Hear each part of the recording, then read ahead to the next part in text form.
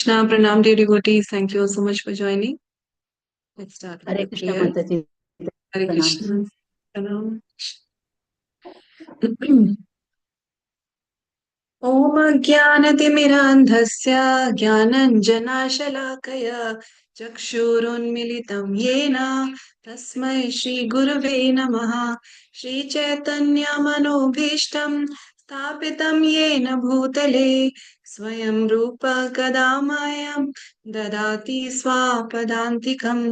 वन्देऽहं श्रीगुरु श्रीयुतापदकमलम् श्रीगुरून् वैष्णवांश्च श्रीरूपं साग्रजातां सहगना रघुनाथान्वितं तं सजीवं साद्वैतं सावधूतं परिजनासहितं कृष्णचैतन्यदेवं श्रीराधा कृष्णपादान् सहगना ललिता श्रीविशाखान्वितांश्च नमो विष्णुपादाय कृष्णपृष्ठाय भूतले श्रीमते भक्तिवेदान्त स्वामिनिति नामिने नमस्ते सरस्वती देवे गौरवाणी प्रचारिणे निर्विशेषा शून्यवादी पाश्चात्य देशतारिणे जय श्री कृष्ण चैतन्य प्रभु नित्यानंद श्री अद्वैत गदाधर श्रीवासादि गौर भक्त वृंद हरे कृष्णा कृष्ण कृष्ण हरे हरे हरे राम राम राम हरे हरे हरे कृष्णा कृष्ण कृष्ण हरे हरे हरे राम राम राम हरे हरे हरे कृष्णा कृष्ण कृष्ण हरे हरे हरे राम राम राम हरे हरे श्री भक्ति रसामृत सिंधु की जय, श्री रूप गोस्वामी की जय, श्री प्रभुपाद की जय, श्री गुरु महाराज की जय। Hare Krishna. Thank you all so much for joining. So we'll continue with the reading of the Nectar of Devotion, and we'll try to complete the introduction today. And, first, let us start with the Shad Goswami Ashtakam. Okay, because we owe a lot to the six Goswami, the eight prayers, and the six Goswamis of Vrindavan. This prayer is written by Srinivasa Acharya. So our six Goswamis, we can understand, from their life, their contribution to the whole Vaishnava Parampara. And out of those six Goswamis, Srila Rupa Goswami has given us this very beautiful scripture, the Nectar of Devotion. So, Nectar of Devotion, as you all know, is Srila Prabhupada's summary of the Updeshamrit, the Nectar of Devotion that Srila Rupa Goswami has written. Now, the Bhakti Rasamrit Sindhu that Srila Rupa Goswami wrote it is in verse form, but as you see, Nectar of Devotion is not in that form. Nectar of Devotion, Prabhupada has summarized it topic by topic. So, in that way, if we see compared to Updeshamrit, the format is different because in Updeshamrit, it is all verse by verse translation. Or if we see Bhagavad Gita, Srimad Bhagavatam, Chaitanya Charitamrit, it's all verse by verse translation. But Bhakti Rasamrit Sindhu is different. Here Srila Prabhupada has summarized it topic wise. And out of the whole book, A Nectar of Devotion, the first 19 chapters is what we are trying to cover in this, this section, this session that we are having. Okay? Because that itself is, condensed with so much of knowledge that if we can attempt to understand that itself, it's a very big thing. So let's start with the Shad Goswami Ashtakam, the 8 verses in glorification of the 6 Goswamis of Vrindavan. As I said, this is written by Srinivasa Acharya. So would someone like to read? Anyone? You can probably take two verses each if we have. Yeah. Arun Prabhu, you want to start? Yes, Mataji, can I start? Okay. Please. Am I audible, Mataji? Okay. Yes, Prabhu. Yes. Okay. Just have to sing Mataji, is it? Like, or Anyone wants to follow, or is it just singing 2 You verses? just read, Prabhu. 2 verses you read, and then others can read after that. Okay. Shri Shri Shad Goswami Astakam ki jai.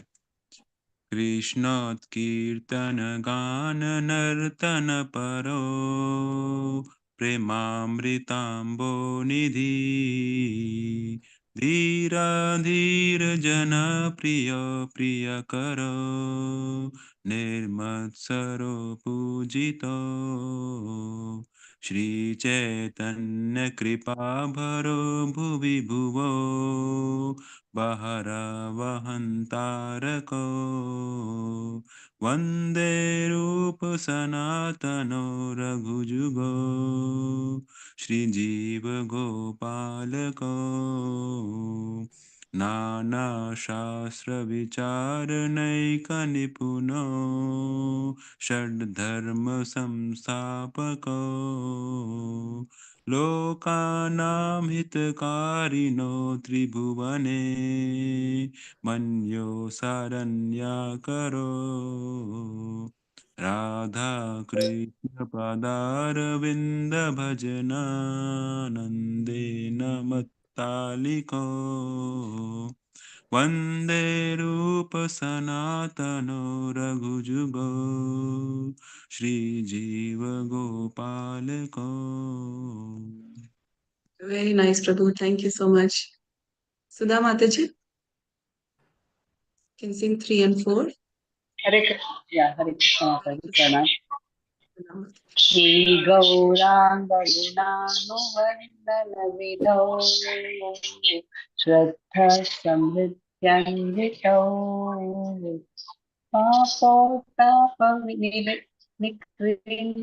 Nikrintanau Tanuvritam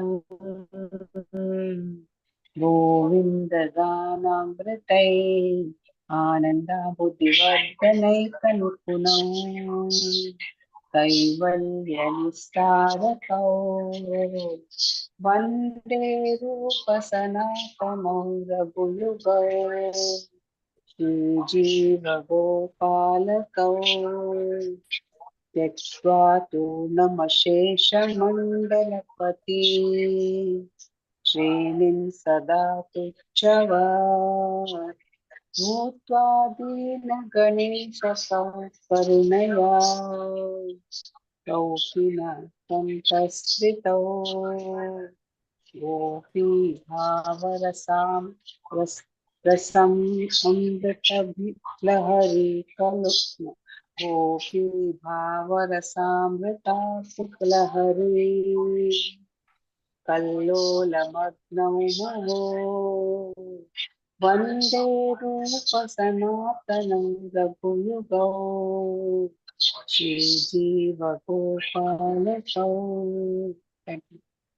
Thank you, Mataji. Now, Shobha Mataji, 5 and Hare Krishna 6. Mataji, I'm so sorry, I don't know the meter. You Kujat want to try, Mataji? kokilaham. Hare Krishna. Kujat Kujat kokilam kokilaham sasarasa ghana kirne muyu muyu rakule nana ratna nibhatta moola vitapa Shri Yukta Vrindavane Radha Krishna Maharnisam Prabhajitau जीवर्ततौ यौ मुधा वन्दे रूपसनातनौ रघुयुगौ श्रीजीवगोपालकौ साङ्ख्यापूर्वकनामगणनदिभिः कलावासलीकृतौ नित्रधर विहारकडिविजितौ सत्यन्तधीनौ च यौ राधाकृष्णगुणास्मृतेर्मधुरिमा नन्देन सम्मोहितौ वन्दे रूपसनातनौ रघुयुगौ श्रीजीवगोपालकौ हरे Krishna Hari सारी Bol. माता Thank ji you, Mataji. Hare Krishna. Yeah. Kripamai Mataji. Yes, Mataji. Hare Krishna. Hare Krishna. Radha कुण्डतदे कलिन्दतनया तीरे चावं वंसित्वदे प्रेमोन्माद असत् अशेष रसया ग्रासो प्रमातौ सदा गायेतौ चागत हरे गुणवरां भाव बिबिउद मुदां वन्दे रूपसनादौ रघुवयुगौ श्रीजीवगोपालकौ हे राधे व्रजा देवकी चललिते हे नन्द सुनो भूतः श्री गोवर्धन कल्प पदापतले कालिन्दी वाणे कुता घोषान्तवा इति सर्वतो प्रजा पूरे किदैमः बिबालो वन्दे रूपसनादौ रघुयुगौ श्रीजीवगोपालकौ. Thank you, Mataji. Hare Krishna. Thank you so much, Mataji. Yeah. So all glories to the six Goswamis of Vrindavan. And yeah, when we keep reciting this regularly, then we'll all get the flow also. So very nice. Thank you. Thank you so much, all of you. Okay. So as has been discussed in the previous sessions by the other Matajis, this scripture is very beautiful, and it's very elevated. So we have to be we have to be very attentive, and we have to concentrate a lot, because this matter is of a very high level. And this book actually, it's entitled as the complete science of bhakti yoga. So we as I've said earlier also, like when we were reading the nectar of instruction, that was a small book, but then it was condensed with so much knowledge. Here also we may think that, oh, we're just reading 19 chapters, but then these 19 chapters are also condensed with a lot of gyan, lot of knowledge, and there is also, there is also this feeling of deep attachment to Krishna, that is there when we read these verses, because it's not superficial, and this knowledge now that we are going to read is all very deep knowledge of a very high level. So this book, we should never think that, oh, we're just reading 19 chapters. No, those 19 chapters, that information in those chapters is of a very high level. And devotees explain that the Bhakti Rasamrita Sindhu, as has been explained by Mataji's earlier, that this whole sea, the Sindhu, the sea of Bhakti, of Rasa, it is actually the domain of Srimati Radharani. And it's very difficult to understand the Bhakti Rasamrit Sindhu as such. That's why Lord Krishna also comes in the form of Lord Chaitanya to understand it, right? Because he wanted to know what is it that Radharani is feeling, what is the deep love that my devotees feel for me. So he takes the form of a devotee and comes as Lord Chaitanya Mahaprabhu to understand Bhakti, the deep knowledge of Bhakti. So we really need the blessings of Srimati Radharani to try and understand this great scripture, and also the blessings of Srila Rupa Goswami, who has given us this great book. And as I mentioned, this book is not translated verse to verse. It's a summary study. So in a summary study, there are two things.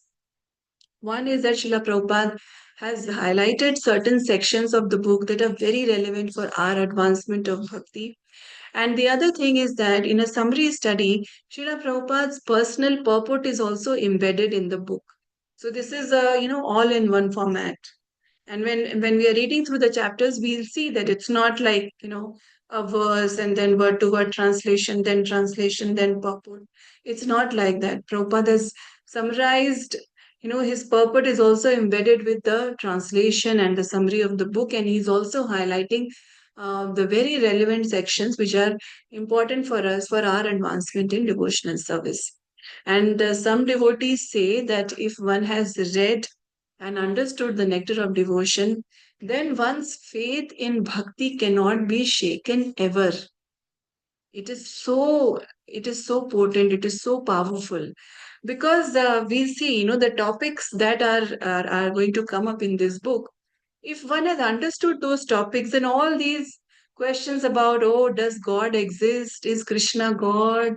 Is bhakti the ultimate thing, or is jnana or karma ultimate? All these questions, will really, they'll seem very basic, because the knowledge that we're going to get is of a very high standard. So that they say that devotees seniors say that if we understand and read nectar of devotion properly, then our faith in bhakti can never be shaken. So that makes it so important for us. And that's why, Prabhupada has, and all other senior devotees, they give a lot of importance to this book. And it is said that when Radharani appears in the form of a book, that book is nectar of devotion. Okay, so this shows us that how significant and how important this book actually is for us. So now let's start reading. We have to start reading from this paragraph. The impersonal is sometimes. So would someone like to read? We can probably read 2 paras per devotee. I will read, Mataji. Okay, yeah, you Radha. read, and then to read 2 paragraphs you can read, Mataji, and then Arun Prabhu can read 2 paragraphs. Hare Krishna. The impersonalists sometimes misunderstand devotional service in such a way that they divide Krishna from his paraphernalia and pastimes. For example, the Bhagavad Gita is spoken on the battlefield of Kurukshetra, and the impersonalities say that although Krishna is of interest, the battlefield of Kurukshetra isn't. The devotees, however, also know that the battlefield of Kurukshetra by itself has nothing to do with their business, but in addition, they know that Krishna does not mean just Krishna alone. He is always with his associates and paraphernalia. For instance, if someone says, give something to eat to the man with the weapons, the eating process is done by the man and not by the weapons. Similarly, in Krishna consciousness, a devotee may be interested in the paraphernalia and locations, such as the battlefield of Kurukshetra, that are associated with Krishna, but he is not concerned with simply any battlefield. He is concerned with Krishna, his speech, his instructions, etc. It is because Krishna is there that the battlefield is so important. This is the summary understanding of what Krishna consciousness is. Without this understanding, one is sure to misunderstand why the devotees are interested in the battlefield of Kurukshetra. One who is interested in Krishna becomes interested in his different pastimes and activities. Hare Krishna. Thank you. Hare Thank you, ma'am. Krishna. Yes. Thank you, Mataji. Arun Prabhu, you can read the next 2 paras. Hare Krishna, Mataji. Hare Krishna. The definition of a pure devotee, as given by Srila Rupa Goswami in Bhakti Rasamrita Sindhu, can be summarized thus: his service is favorable and is always in relation to Krishna. In order to keep the purity of such Krishna conscious activities, one must be freed from all material desires and philosophical speculation. Any desire, except for the service of the Lord, is called material desire, and philosophical speculation refers to the sort of speculation that ultimately arrives at a conclusion of voidism or impersonalism. This conclusion is useless for a Krishna conscious person. Only rarely by philosophical speculation can one reach the conclusion of worshipping Vasudev Krishna. This is confirmed in the Bhagavad Gita itself. The ultimate end of the philosophical speculation then must be Krishna, with the understanding that Krishna is everything, the cause of all causes, and that one should therefore surrender unto him. If this ultimate goal is reached, then philosophical advancement is favorable. But if the conclusion of philosophical speculation is voidism or impersonalism, that is not bhakti. Karma or fruitive activities are sometimes misunderstood to be ritualistic activities. There are many persons who are very much attracted by ritualistic activities described in the Vedas. But if one becomes attracted simply to ritualistic activities without understanding Krishna, his activities are unfavorable to Krishna consciousness. Actually, Krishna consciousness can be based simply on hearing, chanting, remembering, etc. Described in the Srimad Bhagavatam are 9 different processes, besides which everything done is unfavorable to Krishna consciousness. Thus, one should always be guarding against fall downs. Hare Krishna. Madam. Hare Krishna. Thank you so much, Prabhu. Hari Bol. So let's try understanding these 4 paras, then we'll move forward.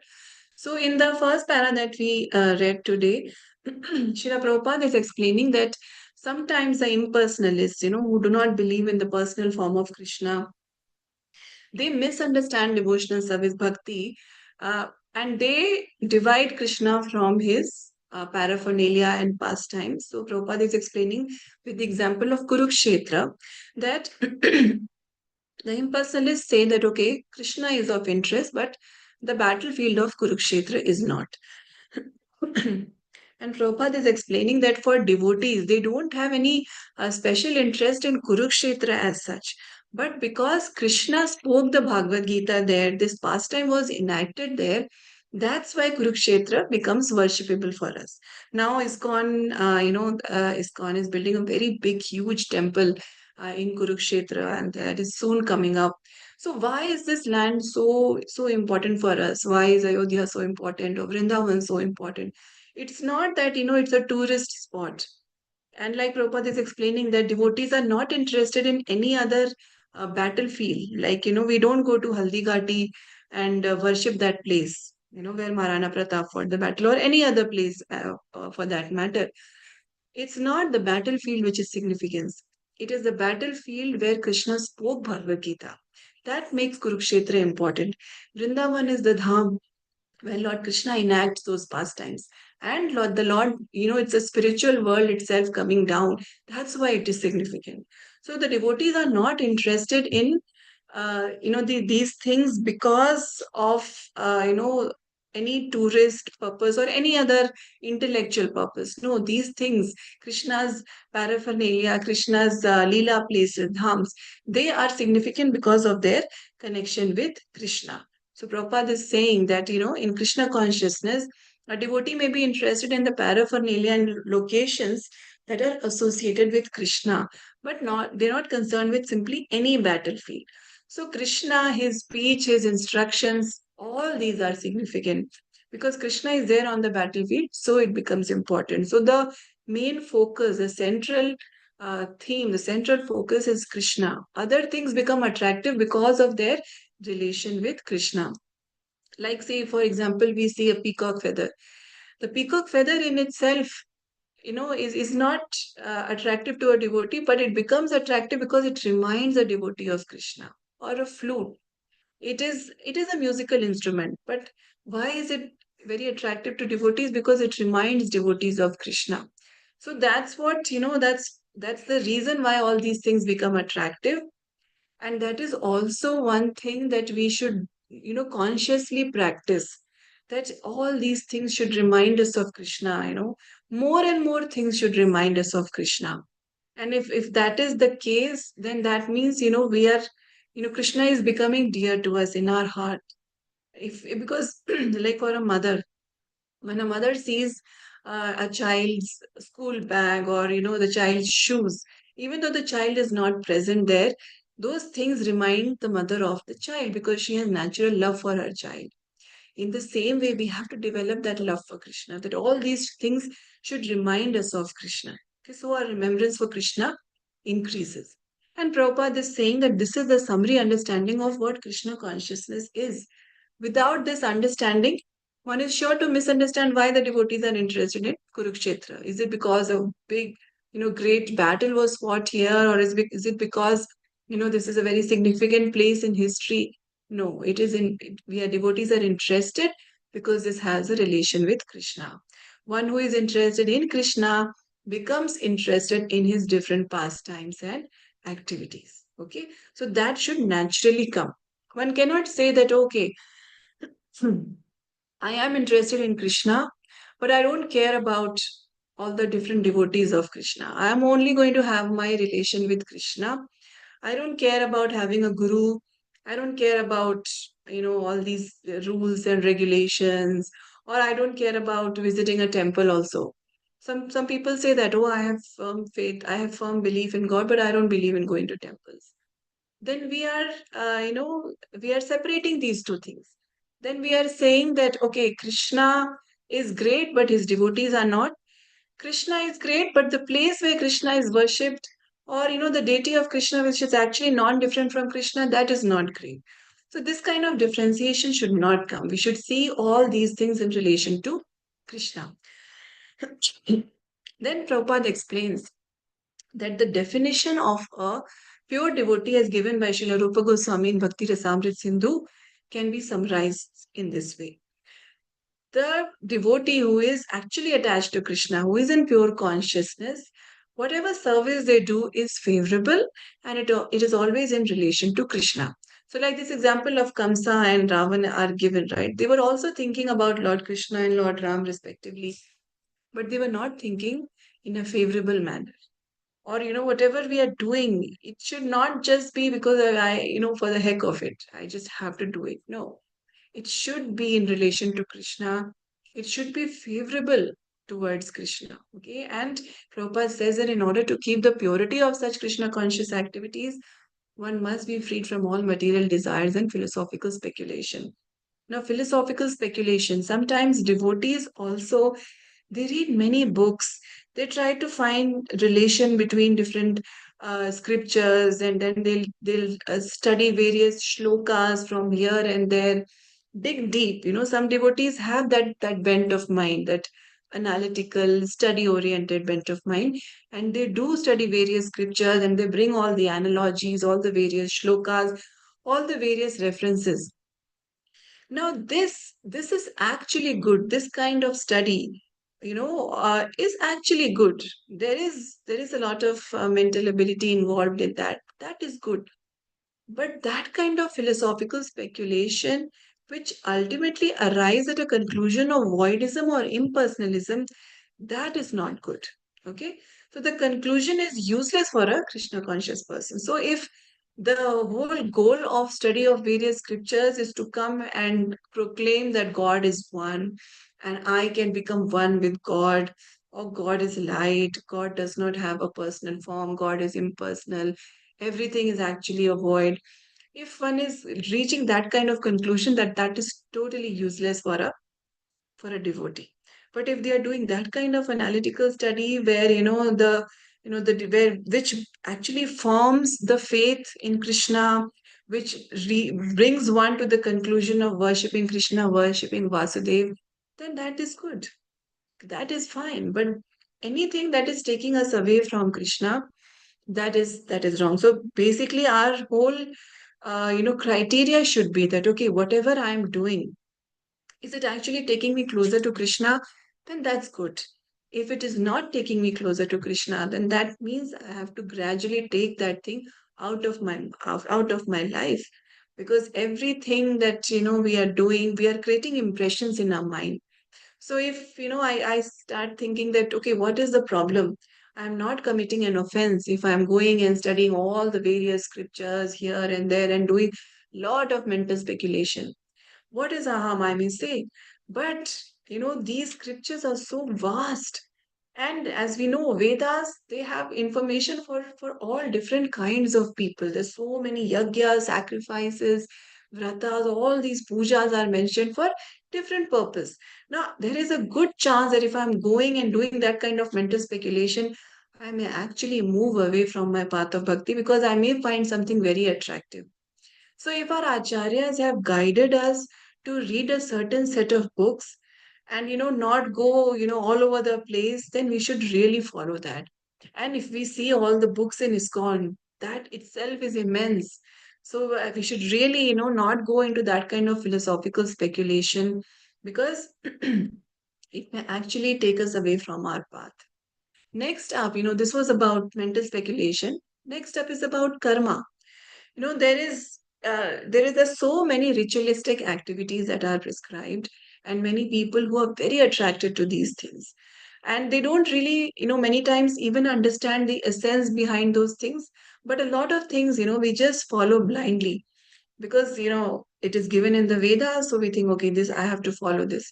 The Vedas are prescribing a lot of things so that our consciousness is gradually purified. So we come to a conclusion that we have to move towards God realization. But if one becomes attracted simply by the ritualistic activities without understanding Krishna, then his activities are unfavorable to Krishna consciousness. Actually, Prabhupada is saying actually Krishna consciousness can be based simply on hearing, chanting, remembering, etc. Like, in the Srimad Bhagavatam, the 9 different processes are mentioned. So why should we, try to bring about or, invent our own method when the perfect method has already been given by Srila Prabhupada. So Prabhupada is saying simply by hearing, chanting, remembering Krishna, one can perfect one's life. So why get distracted by all these different things which are given in the Vedas, all karma kanda, fruitive activities? We don't have to go and waste our time. Okay. Prabhupada is saying that one should always be guarding against fall downs. Okay. We have to be very, very careful. Like devotees say that seniors tell us that as we are chanting, we are watering the creeper of bhakti, right? We have read this analogy that bhakti is compared to a creeper. It's very tender. So as we are chanting and we are reading, we are watering this creeper of bhakti. But we are also watering the weeds that are coming up.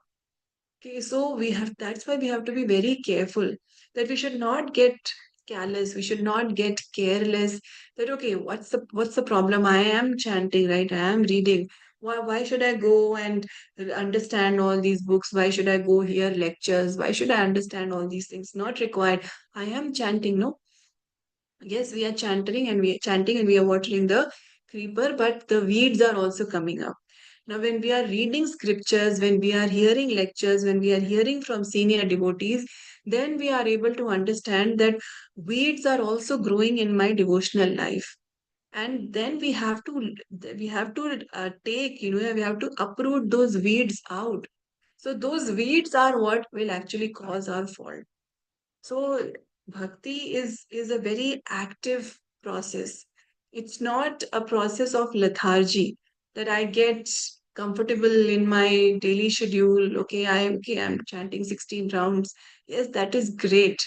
But along with our chanting, our hearing, our reading is very, very important because that will help us understand the weeds and help us uproot those weeds. Okay.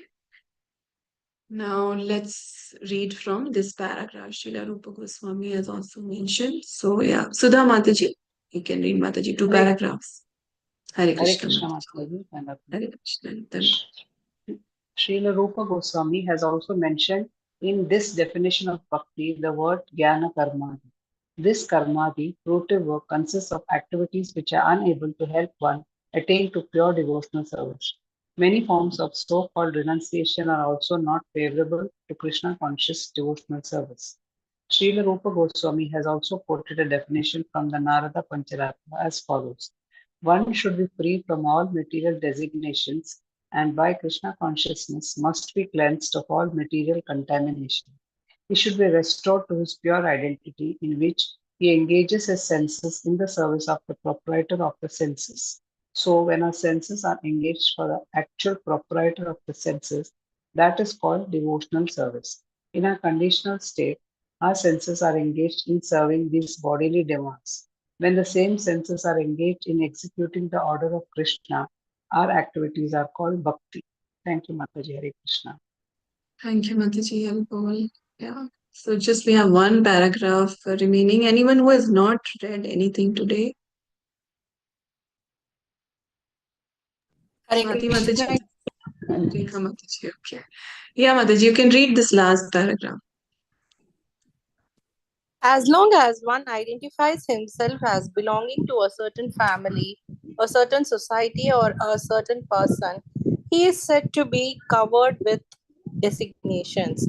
When one is fully aware that he does not belong to one family, society, or country, but is eternally related to Krishna, he then realizes that his energy should be employed not in the interest of so called family, society, or country, but in the interest of Krishna. This is purity. of purpose. And the platform of, Mataji, would you please scroll? And the platform of pure devotional service in Krishna consciousness. Thank you. Hare Hare Krishna. Krishna. Thank you so much, Mataji. Hare Krishna. Okay, so this definition of bhakti is very, very important. Bhakti, is like Srila Prabhupada is saying, and quoting Srila Rupa Goswami, that this karma, the fruitive work, bhakti is actually free from all these things. Prabhupada is saying that this karma, the fruitive work, consists of activities that are unable to help one attain pure devotional service. Okay, there are many kind of karmas, many kind of ritualistic activities that will not actually take us to the path of bhakti. And in the same way, there are many forms of renunciation also, which are not favorable to Krishna conscious devotional service. That's why I'm coming back to the point I mentioned earlier, that we should not think that we'll read the scriptures and we will be able to make our path. The path has been shown to us. We have to just go and follow that. So we don't have to take up any kind of bodily discomfort or give trouble to ourselves, do tens of vratas, or go do yagyas and all these things, karma kand activities, thinking that this will take us to God realization. That is not required. That is not favorable to bhakti. What is favorable to bhakti, what will actually take us on the path of devotional service, has already been prescribed. So we just have to follow that path. Then Prabhupada is saying that Srila Rupa Goswami has also quoted a definition from the Naraj Pancharatra that one should be free from all material designations, and by Krishna consciousness must be cleansed of all material contamination. So this Chaitanya Mahaprabhu has also mentioned, right, that we should not think, I'm not, we should not think that I am a Brahmana, I am a Kshatriya, or I am a Grihastha. Basically, all these designations also we have to take away from our mind. I should just remember that I am a servant of the servant of the servant of the servant. Okay. So this is our pure identity, that we are, we should be engaged in the service of Rishikesha, proprietor of all the senses. So when our senses are engaged for the actual proprietor of the senses, that is called devotional service. In our conditional state, our senses are engaged in serving these bodily demands. When the same senses are engaged in executing our order of Krishna, our activities are called bhakti. So the same activities, if we are just doing them for our own sense gratification, then we are just working for our bodily demands. Like if we are just cooking to feed ourselves, that is a normal, activity. But the same thing, if I'm using all my senses in the service of Krishna, if I'm doing the same activity of cooking, or the same activity of cleaning, anything very simple, or reading, these are all simple activities. But if I'm doing this with Krishna in the center, then I'm reading scriptures and I'm cooking bhoga for the deities. If we are doing all these things, then we are executing bhakti, then we are doing devotional service. But if we are, continue identifying ourselves as belonging to a certain family, a certain society, and that I belong to this nation is great, and I'm really oblivious to other things, then we are just covered with designations. And we see this around us, that people are so attached to these designations, whether it is their family name, or whether it is the attachment to the country, or even attachment to a particular caste, or a particular section of society. People are so attached to these things. But we have to understand that we don't actually belong to this family, society, or country, because the soul is eternally related to Krishna. The soul's only relation actually is that it's a servant of Krishna. Other things that we are getting now in this birth, I may be taking birth in one country, so this country becomes very dear to me. In the next birth, some other country. In my previous birth, I probably was in another country, who knows? And at that time, that country was very dear to me. So in this way, these designations will always keep changing with our birth. But what is that eternal relation, eternal identity of the soul that never changes? That is that it's related to Krishna as a servant. The soul is a servant of Krishna. And when we realize, then our energy should be employed not in the interests of so-called family, society, or country, but to serve Krishna. And Prabhupada says that this is purity of purpose and the platform of pure devotional service in Krishna consciousness. Now, as we are reading these things, these things may appear that, oh, we have read these things earlier. Yes, we have read these things earlier, but why is it important to keep reading these things again and again? Because our identification with the body is very deep rooted. It's a very deep attachment that we have because for countless number of lifetimes we have associated with the body that we have been in, right? So in this birth also we become so deeply attached with this body, my family, my house, my relatives, and my society. All these things become so important for us, but we have to understand that beyond this is actually that eternal relationship of Krishna and us. That is something that has never changed. And all our family members, everything that has changed in all our lives, but that there is one person who has always been with us, whether we have taken the body of a worm or whether we have taken a body of an animal, tree, bird, insect, or this human form. And that is Lord Krishna. So we have to understand that that relationship is the most important. And Bhakti Rasamrita Sindhu is going to help us strengthen that relationship because it helps us understand all the technicality that is associated along with the rasa. So, like if we see that there are two approaches to understanding anything. And, those two approaches can be used in understanding the Supreme Lord also. And those approaches are analytical and aesthetic.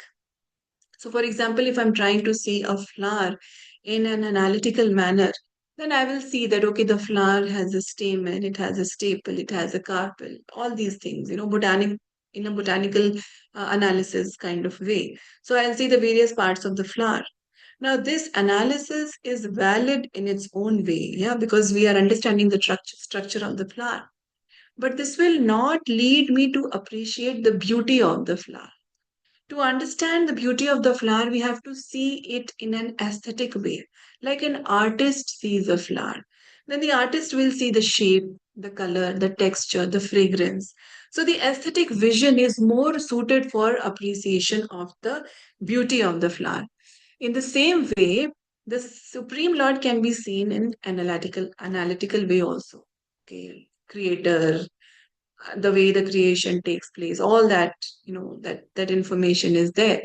But that, if we just limit it ourselves to that, and then we'll just go till the point of meditation because we'll understand, okay, God is this great energy and, he has created everything. So we go and meditate on this great Lord, but one does not relish the absolute truth in such a conception.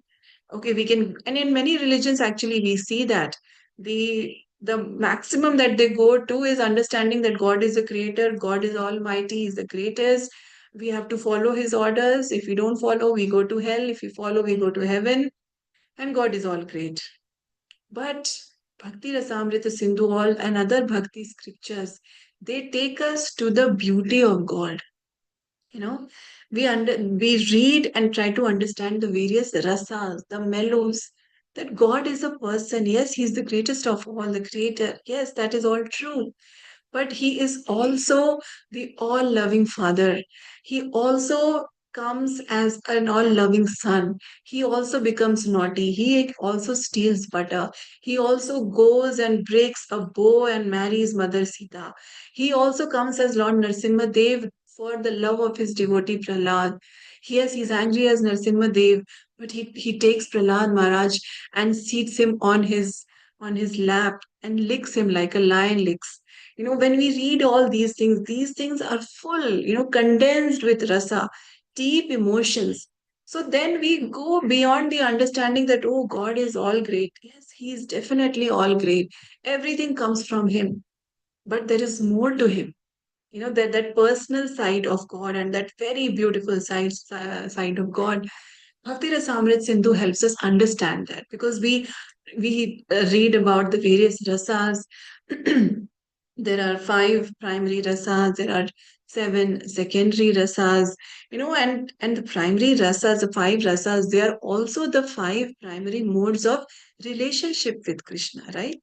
So, like, if there is this rasa of Sakhya, then Krishna has so many wonderful friends, like Vatsalya, Mother Yashoda. So we understand that all these primary rasas, they also talk about the relationship with Krishna.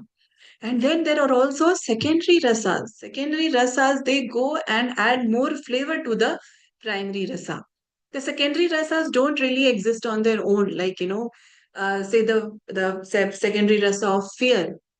So there is no devotee who is just in relationship with Krishna in the rasa of fear.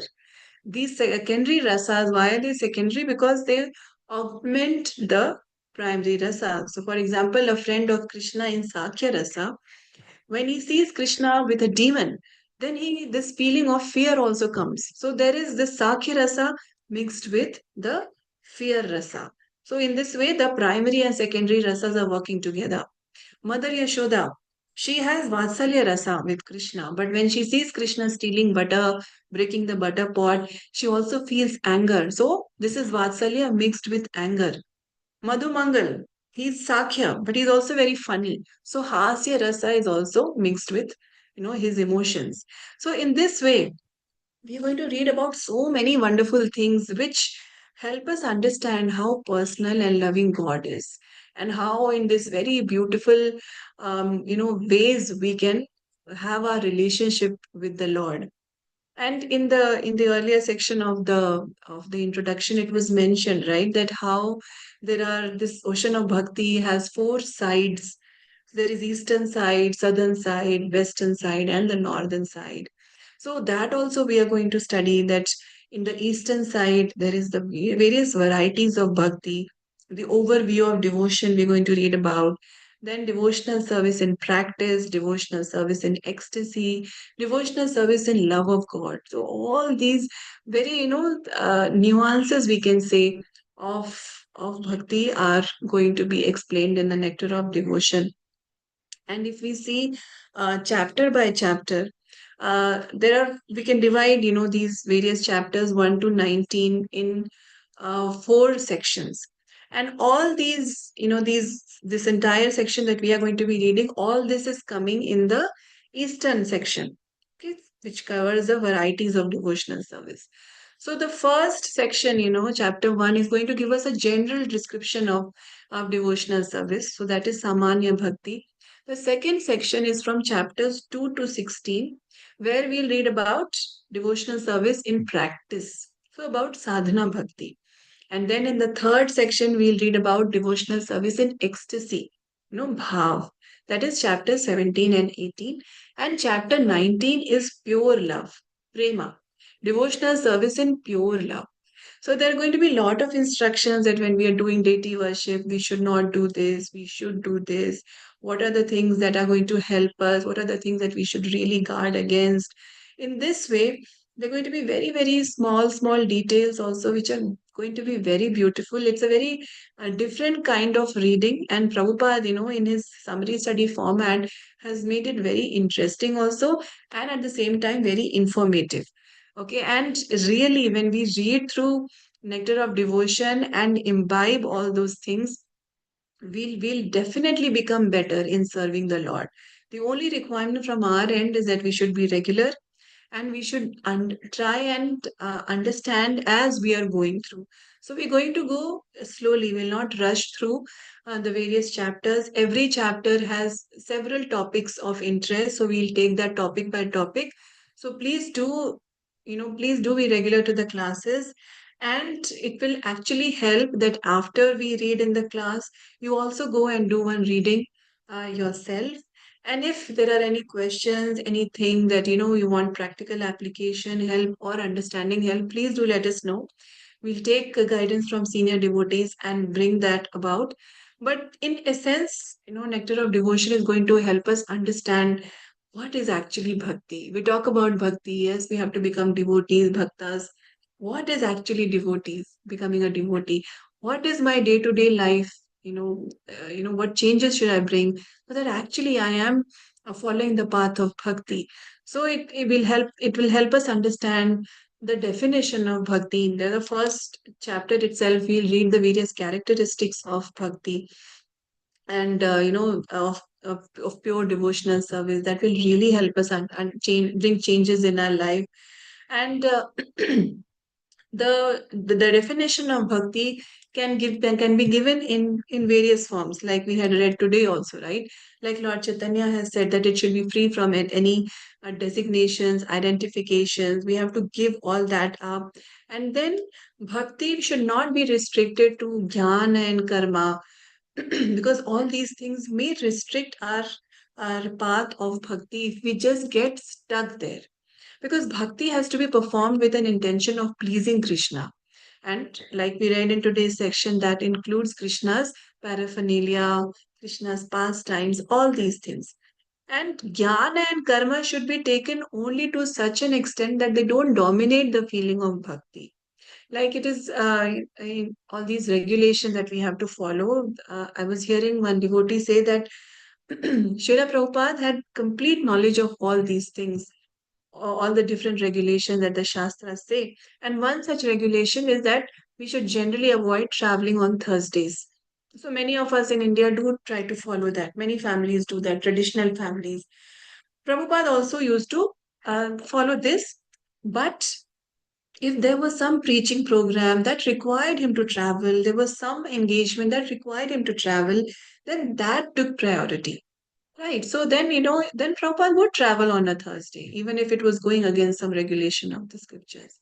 So in this way, jnana and karma should always be subordinate. The dominating feeling should be that of bhakti. So whether it is jnana, karma, or this philosophical kind of study of the scriptures, any kind of speculation that is taking us away from Krishna, that has to be given up. And all those activities which are anukul for bhakti, favorable for bhakti, we should try and include them more and more in our life.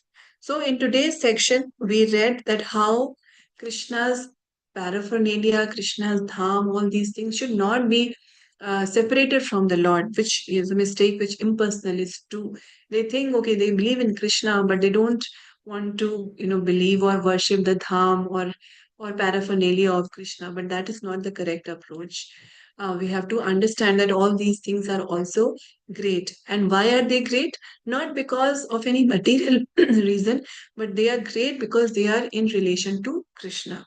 So Kurukshetra becomes worshipable for us because the Lord gave the Gyan of Gita there, and this great battle of Kurukshetra was fought where Lord Krishna was present. So the whole focus is on Krishna. And then we read that how philosophical speculation, jnana, karma, all these things should always be subordinate to bhakti. They should not overpower our emotion. It's not that we should get so attached to karmic activities or speculative, mental speculation that we get sidetracked from the path of bhakti. And all these kinds of renunciation or karma kanda activities which are not taking us closer to Krishna should definitely be given up. And any kind of designation, whether it is to a particular caste or a community or any religion or country, that should definitely be given up, because our attraction should be to Krishna. Our whole focus should be with Krishna. If one loves one's country, that's fine. I mean, it's a good emotion to have. But the problem with this emotion is that if I'm loving one country, then I will not be loving another country. But if one loves Krishna, then one loves everyone. So that is the greatness of Krishna. Okay. So the anything that we are doing in our life, our center point should be Krishna. And Bhakti Rasamrit Sindhu, Nectar of Devotion, is going to practically tell us how we can, how we can actually do that, and what are those small, small nuances that we should take care of when we are on this path of bhakti. So again, I'm saying that it's a very, very important scripture. It is condensed with knowledge. And it's also, Prabhupada has written it so beautifully that it's also very, very, enjoyable in reading. And Prabhupada has written it so simply. That whole knowledge, Prabhupada has summarized it very, very simply for us to be able to understand it. So we're just looking forward to the upcoming session. So please do be regular so that we don't miss out on all these small details which will help us strengthen our bhakti. Okay, so we've completed the introduction. Tomorrow we'll start with the first chapter. Okay, if any questions, any comments for today's section, let me again have that now.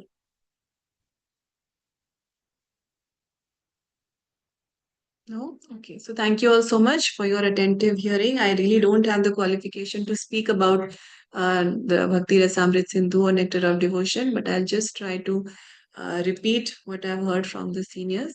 So all glories to Srila Rupa Goswami, all glories to Sri the Nectar of Devotion, Sri Bhakti Rasamrit Sindhu, all glories to Srila Prabhupada, all glories to Guru Maharaj. Thank you all so much for joining. Vancha kalpatrubhyascha kripa sindhubhyeva cha पतितानां पावनेभ्यो वैष्णवेभ्यो हरे कृष्ण माता जी का धन्यवाद। हरे Krishna Krishna. Mataji, हरे कृष्ण माता जी।